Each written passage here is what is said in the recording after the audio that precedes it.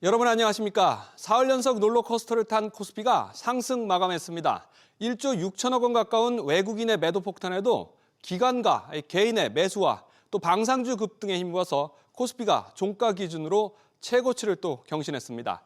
코스피는 새해 들어서 하루도 빠짐없이 사상 최고 행진을 이어가고 있습니다. 달러 환율은 외국인 주식 순매도와 달러 강세 영향에 1,450원대 후반까지 올랐습니다. 오늘 첫 소식 금융시장 마감 상황 취재 기자 연결해 알아보겠습니다. 이한나 기자. 네, 이한나입니다. 코스피가 다시 4,600선에 바짝 다가서면서 이번 주 거래를 마쳤군요. 네, 코스피는 어제보다 0.75% 오른 4,586.32에 마감했습니다. 외국인이 1조 5천억 원이 넘게 팔아치웠지만 기관과 개인이 각각 1조 1천억 원, 1,300억 원 넘게 사들이며 지수를 이끌었습니다.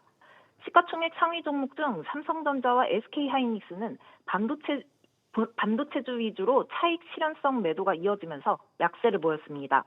반면 국방 예산을 증액하겠다는 도널드 트럼프 미국 대통령의 발언에 방산주인 한화 에어로스페이스는 11% 넘게 올라 52주 신고가를 경신했고 현대 로템과 LIG 넥스원 등도 급등했습니다.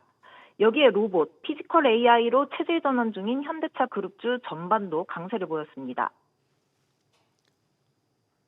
코스닥은 0.41% 상승한 947.92로 거래를 마쳤습니다. 그런데 당국의 강한 개입 경계감에도 불구하고 달러원 환율은 계속 오르고 있어요. 네, 달러원 환율은 어제보다 7원 오른 1,457원 60전에 주간 거래를 마감했습니다. 외환당국의 구두 개입으로 1,429원 80전까지 떨어졌던 환율이 지난달 30일부터 7거래일 연속 소폭 상승 개장하며 1,450원대 후반까지 올라온 겁니다.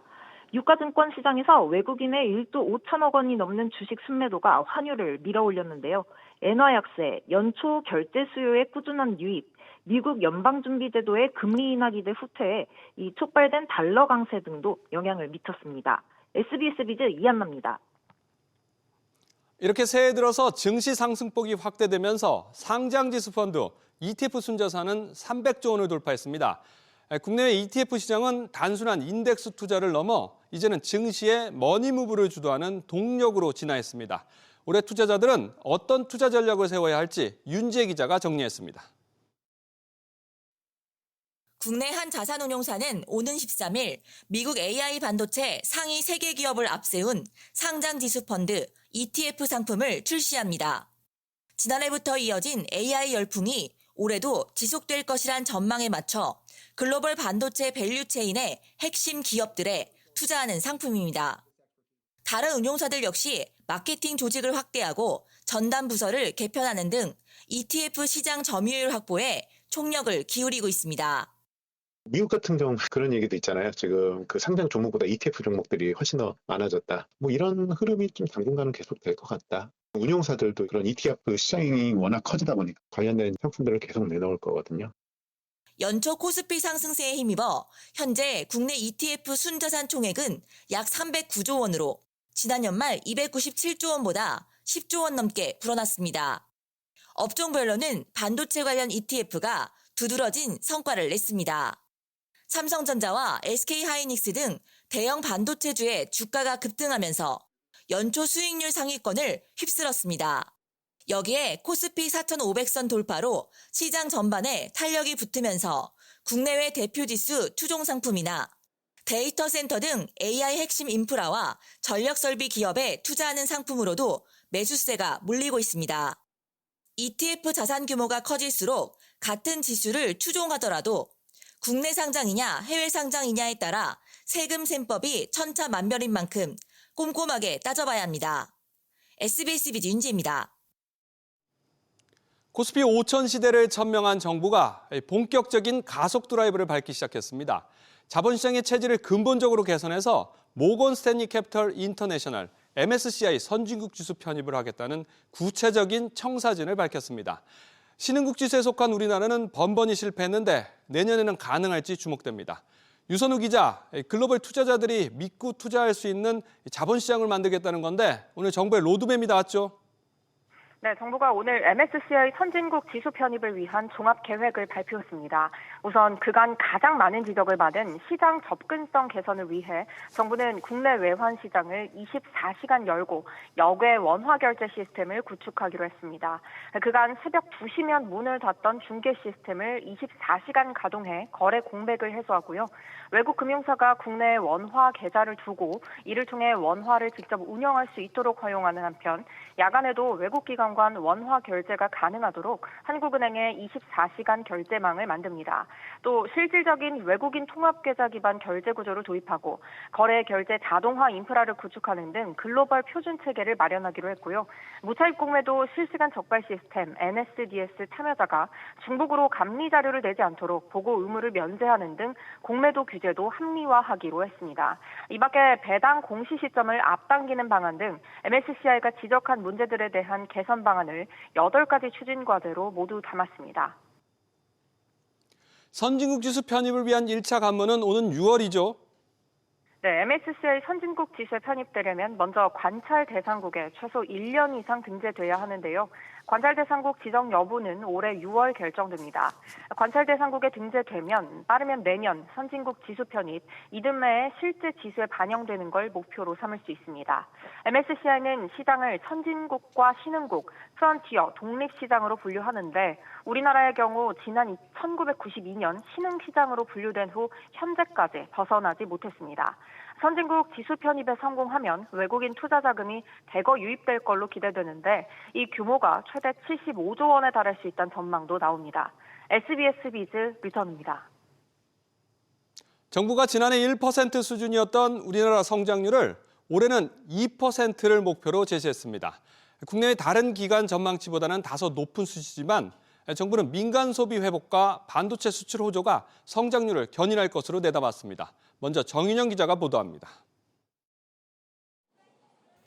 정부가 올해 우리나라 경제 성장률을 2%로 전망했습니다. 소비 증가세가 확대되고 지난해 마이너스였던 건설 투자가 플러스로 전환되면서 성장률이 올라갈 것이라 봤습니다. 특히 수출 분야를 긍정적으로 전망했습니다. 원래 반도체 매출의 증가, 전 세계 매출의 증가를 볼 때 그전에 한 20에서 30% 정도로 예상을 했었는데요. 작년 대비로. 최근에 나온 예측치를 보면 40에서 70%까지 늘어났습니다. 이런 부분은 저희의 수출에 다 기여를 할 거라고 저희가. 이재명 대통령은 정부의 정책이 올해 우리 경제의 본격적 성장을 뒷받침할 것이라 강조했습니다.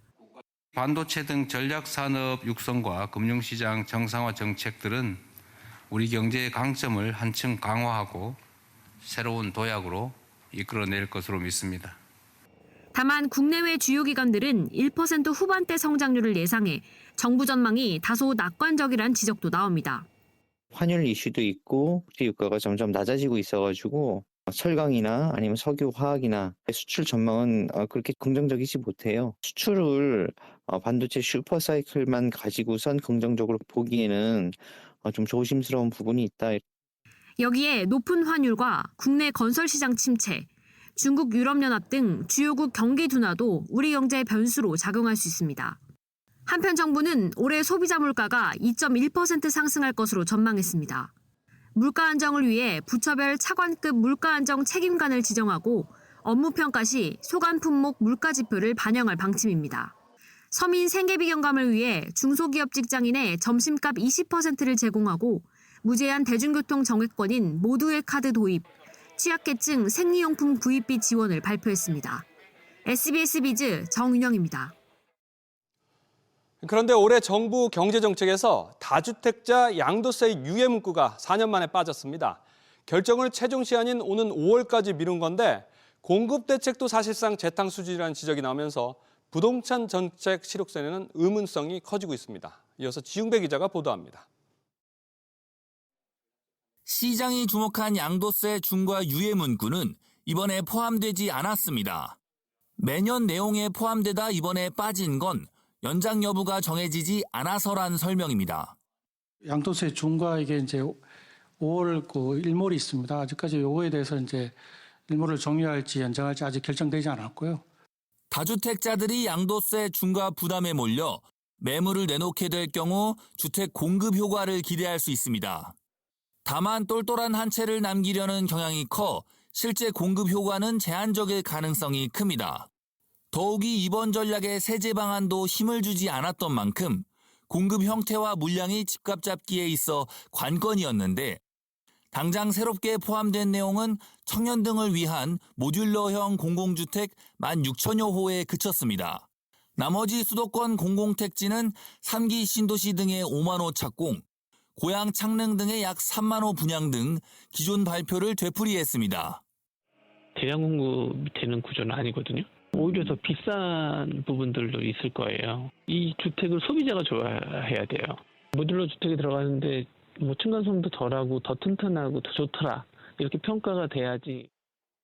3기 신도시를 통한 주택 공급은 이미 예정된 공급 물량을 끌어다 쓰는 만큼 추가 부지를 발굴할 필요가 있다는 지적입니다. 이달 발표될 공급 대책의 파급력이 기대에 미치지 못할 경우 집값 상승의 또 다른 기폭제가 될 수 있습니다. SBS 비즈 지웅배입니다. 올해 5,000피 달성을 목표로 국내 증시 활성화를 위한 세제 혜택은 대폭 확대됩니다. 정부는 국민 자산 증식과 함께 AI와 반도체 같은 국내 첨단 산업의 자금 조달 활성화를 동시에 깨한다는 계획입니다. 계속해서 김성훈 기자의 보도입니다. 대표 절세 통장인 개인종합자산관리계좌 ISA가 국내 투자를 우대하는 방향으로 개편됩니다. 현재 일반형 ISA는 투자 순이익의 200만 원까지 비과세되고 초과 이익분에 대해선 9% 분리과세 혜택을 주고 있습니다. 하지만 국내 주식은 매매 차익에 세금이 없어 그간 매매 차익과 분배금의 15.4%의 세금이 붙는 국내 상장 해외 ETF의 절세 창구로 주로 활용돼 왔습니다. 이에 국내 주식과 펀드 투자자 전용 ISA를 따로 만들어서 혜택을 더 줄 계획입니다. 여기에 청년 전용 상품도 만들어 이자와 배당 소득에 과세 특례를 적용하고 납입금에는 소득공제 혜택을 줄 예정입니다. 자유롭게 투자 가능한 일반형도 비과세 한도 등 전반적인 혜택을 키울 계획입니다. 총 납입 한도도 조금 더 확대하고 보완이 되면 지금보다는 훨씬 더 많은 자금들이 국내 자본시장으로 유입될 것으로 기대를 합니다. 국내 펀드 투자에 대한 세 혜택도 커집니다. AI와 반도체 등 국내 첨단 산업을 지원하는 국민성장펀드는 올해 30조 원 규모로 조성되는데 이 중 6천억 원은 국민공모펀드 형태로 모집합니다. 장기 투자 시 납입금에 소득공제를 해주고 배당 소득에는 저율에 분리과세를 하는 이중 혜택을 줄 예정입니다. 다만 ISA 계좌를 통해 투자를 할 때는 IS의 혜택만 주어질 예정입니다. 여기에 벤처기업 투자펀드에 대한 세제 혜택도 강화됩니다. 국내 산업에 집중 투자하는 한국형 국부펀드도 20조 원의 초기 재원을 바탕으로 상반기 중에 추진됩니다. SBS 비즈 김상훈입니다. 이재명 대통령은 기업을 향해서 기업의 이익이 일자리로 이어져야 한다며 고용 압박에 나섰습니다. 또 청와대도 고용 문제 해결을 위해서 10대 그룹을 불러 모았습니다. 김한진 기자. 네, 김한진입니다. 이 대통령이 고용 심각성을 강조했죠. 네, 이 대통령은 오늘 오후 청와대에서 열린 경제성장전략 국민보고회에서 K자 성장의 그늘이 청년 세대에게 집중되는 건 우리 경제의 장기적 미래 성장 동력에 대한 위협이라고 지적했습니다. 기업의 이익이 청년들의 일자리와 기회로 이어지지 않는다면 그 사회는 건강하다고 하기 어렵습니다. 노동시장 밖으로 밀려난 40만 명이 넘는 청년들은 기업으로부터 경력을 요구받는데 정작 그 출발선은 누구도 책임지지 않고 있는 상황입니다. 이 대통령은 성장의 과실과 결과가 모두에게 기속되지 않는 과거 패러다임에서 벗어나야 한다며 국가 성장만큼 그 기회와 과실을 함께 누리는 경제 대도약을 실현할 것이라고 강조했습니다. 그래서 청와대도 대기업들을 불러 모았군요. 네, 김용범 청와대 정책실장이 삼성과 SK, 현대차, LG, 롯데, 포스코 등 사장급들과 만났는데요. 주요 키워드는 고용이었습니다. 앞서 오후 국민보고회에서 이 대통령이 강조한 맥락에서 이뤄지는 셈으로 기업에 고용 관련 주문을 했을 것으로 관측됩니다. 또 지방 투자 확대도 요청했을 것으로 예상되는데요. 오늘 국민보고회에서 이 대통령이 모든 정책에서 청년과 중소벤처 그리고 지방이 최우선으로 고려되도록 하라고 언급했기 때문입니다. 앞서 이 대통령은 지난해 12월 지방시대위원회 업무보고에서도 정부는 비수도권에 투자하는 기업에 파격적인 지원을 해야 한다고 거론한 바 있습니다. SBS 비즈 김한진입니다.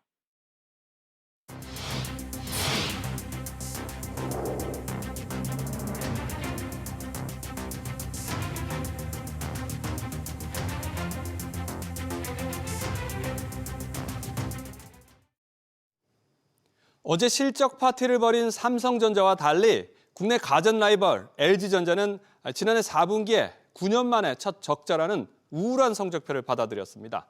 또 LG에너지솔루션도 적자로 전환했는데요. 이 가전 사업이 고전하는 가운데 전기차도 멈추면서 LG그룹이 추운 겨울을 지나고 있습니다. 보도에 안지혜 기자입니다. 세계 최대 IT 가전 전시회 CES 중앙홀 한복판에 가장 큰 규모의 전시관을 차린 중국 가전업체 TCL. 163인치 초대형 TV를 전면에 내세워서 관람객들의 발길을 붙잡았습니다. 저가 공세를 넘어 기술력까지 빠르게 끌어올리면서 글로벌 TV 시장 출하량 점유율에서 이미 LG전자를 넘어섰습니다. 이처럼 중국의 공세와 미국의 관세 부담, 희망퇴직에 따른 일회성 비용이 겹치면서 LG전자는 지난해 4분기 1,094억 원의 영업 손실을 기록했습니다. 9년 만에 첫 4분기 적자입니다. 그룹 내 또 다른 주력 사업인 배터리 역시 적자를 면치 못했습니다. 각국의 전기차 후진 정책 속 최근 글로벌 고객사 2곳과 계약이 잇따라 백지화된 LG에너지솔루션도 작년 4분기 1,220억 원의 영업 손실을 냈습니다. LG전자는 올해 냉난방 공조 등 B2B 사업과 TV 사업 개선으로 실적 반등을 모색한다는 계획입니다. 우리가 예상했던 범위 내를 그렇게 크게 벗어나지 않는다는 올레드에서의 그런 우리 압도적인 경쟁력에 플러스해서 그런 LCD 분야에서도 저는 오히려 기회가 많이 있겠다는. 다만 좀처럼 살아나지 않는 글로벌 소비 경기가 관건입니다. LG전자 주 사업이 다 이제 소비 경기에 의존하잖아요. 1분기는 이제 다시 좀 계절적으로 성수기고 그래서 이제 다시 이제 흑자는 나고 하긴 하는데 연간으로 봤을 때 매출이나 이익이 성장하기가 좀 쉽지는 않죠. LG엔솔 역시 수요가 급증하는 에너지 저장 장치 ESS에서 돌파구를 모색 중이지만 경쟁이 워낙 치열한 분야라 녹록지는 않습니다. 산업의 구조적, 정책적 변화 속 당분간 버티기가 불가피한 LG그룹이 구광모 회장이 강조한 인공지능 전환에서 어떤 돌파구를 찾을지 관심이 쏠립니다. SBS 비즈 안지혜입니다. 현재 미국에서 진행되고 있는 올해 CES는 우리나라 뷰티와 헬스케어 기업들도 큰 인기를 끌고 있습니다. 화장품 체험과 안마 체험하는 곳곳마다 외국인들로 북적였습니다. 미국 라스베가스 현지에서 박규준 기자가 전해드립니다. 젊은 여성부터 중년 남성까지 다양한 연령대가 한 부스를 가득 메웠습니다. 신기한 듯 얼굴에 대고 문질러 봅니다. 국내 뷰티 기업 APR의 피부 관리 신제품을 직접 체험해 보기 위해서입니다. I do, and I love how it helps keep the radiance of my skin, as well as it helps because I have unbalanced skin tone, and since it's collagen based, the Booster Pro helps boost my skin up, especially when I use it. I'm in the military, so I'm always on the go. The Booster Plus really helps my skin be healthy, natural, and it also helps with dark spots. 헬스케어 기업 세라젬은 집 안으로 들어온 사우나 부스가 관심을 모았습니다. 버튼을 누르면 사우나 내부 공간이 확장되고 정신을 맑게 하는 각종 치료도 받을 수가 있습니다. The benefits about this device is the other forms of therapy. So outside of just being a sauna, it targets aromatherapy, light therapy, oxygen therapy, along with sound therapy. 사우나 시설은 최대 60도까지 올라가고요. 이 건식 사우나라서 관리가 편하고 또 이렇게 넷플릭스 같은 OTT까지도 즐겁게 시청할 수가 있습니다. 바디프렌드 부스엔 안마 체험을 하려는 외국인들로 가득했습니다. 바디프렌드는 두 팔과 다리 움직임에 더해 발목 회전 기술까지 적용한 안마 로봇을 공개했습니다. I'm 82 years old, and I've lived in Alaska for 82 years, and we use these chairs every day. All my family, the girls, everybody just love them. 이번 CES를 기회로 국내 뷰티 헬스케어 기업들의 세계 시장 공략은 더 강화될 걸로 보입니다. 미국 라스베이거스에서 SBS 비즈 박규준입니다. 특히 올해 CES 주제가 혁신가들의 등장이었던 만큼 기발한 아이디어를 구현해낸 우리 스타트업들은 혁신상을 휩쓸었습니다. 중소벤처기업부와 코트라 등 우리 정부의 지원 사격도 돋보였습니다. 이어서 최지수 기자입니다. 카메라로 온라인 플랫폼에서 판매할 검정 트위드 자켓 제품 사진을 찍습니다.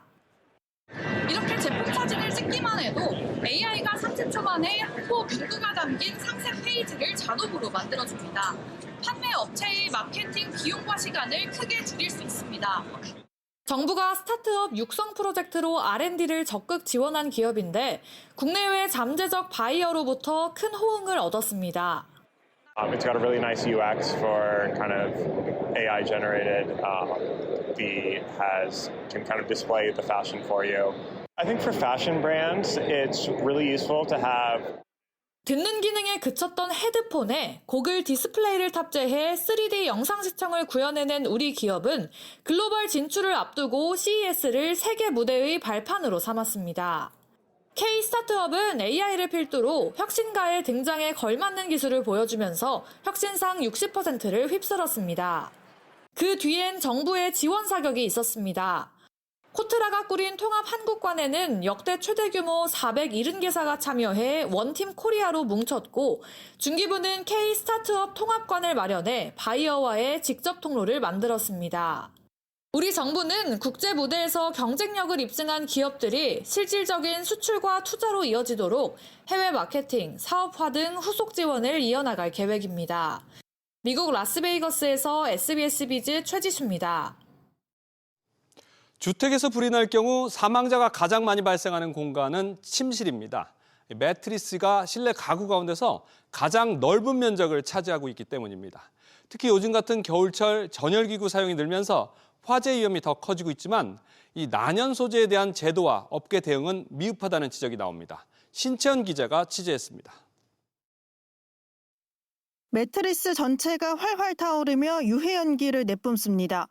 반면 또 다른 매트리스는 불씨가 얼마 못 가 사그라드는데 불에 잘 타지 않는 난연 소재가 적용됐기 때문입니다. 아이들이 오래 머물러 있고 항상 붙어 있는 가구이기 때문에 가장 안전을 고려해서 소재는 어떤지 이런 건 항상 신경 쓰고.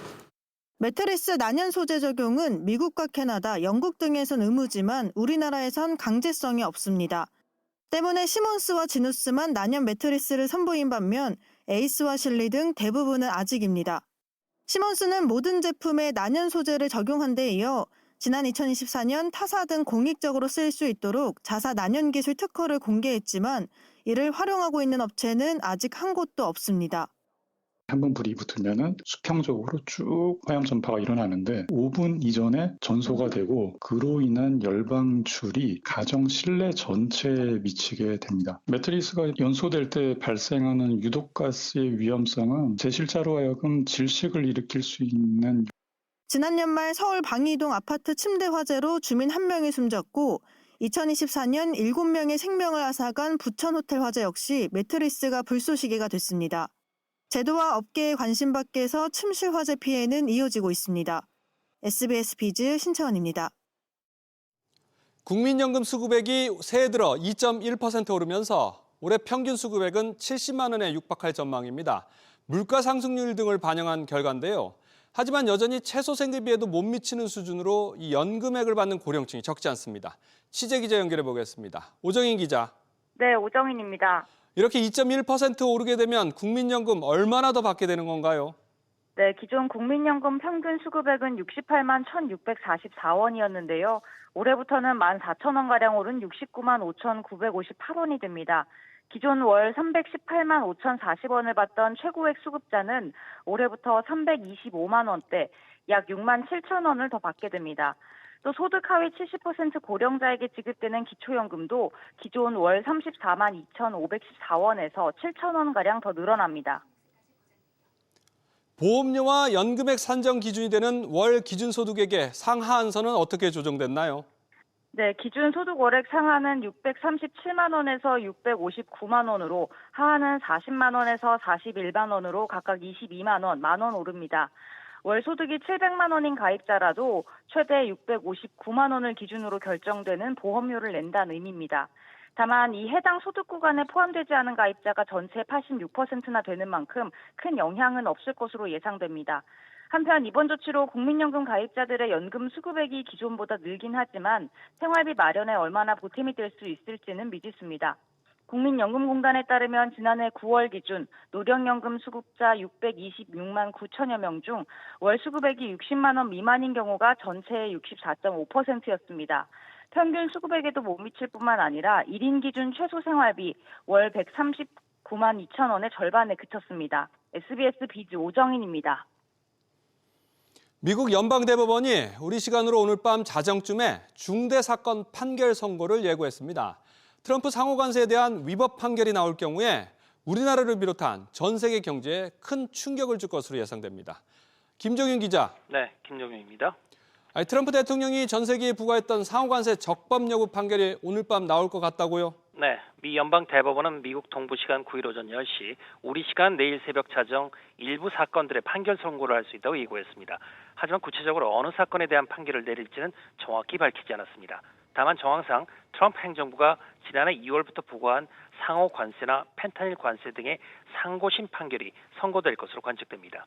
사건 상고심 구두변론 기일은 작년 11월 열렸고 많은 연방 대법관들이 정부 측 주장에 회의적인 듯한 태도를 내비친 바 있습니다. 배팅 사이트 칼시에선 트럼프 대통령이 이번 소송에서 승소할 확률은 28%, 다른 배팅 업체 폴리마켓은 24%로 집계했습니다. 만약 트럼프 대통령 관세가 위법 판결이 나오게 되면 큰 파장이 예상되죠. 네, 트럼프 행정부 패소 판결이 나오면 그동안 관세를 납부한 수입 업체들은 1,500억 달러, 우리 돈 약 220조 원의 관세를 돌려받을 수 있다는 관측도 나옵니다. 하지만 기업들이 실제로 환급을 받기는 까다로울 수도 있다는 우려도 있습니다. 스콧 베센트 미 재무부 장관은 연방 대법원이 정부 패소 판결을 내린다면 근거 규정을 다른 것으로 바꿔 세수 감소를 보충할 것이라고 밝힌 바 있습니다. 트럼프 대통령의 관세가 무효화되면 미 연준의 금리 인하 여지가 커질 수 있다는 전망도 나옵니다. SBS 비즈 김종윤입니다.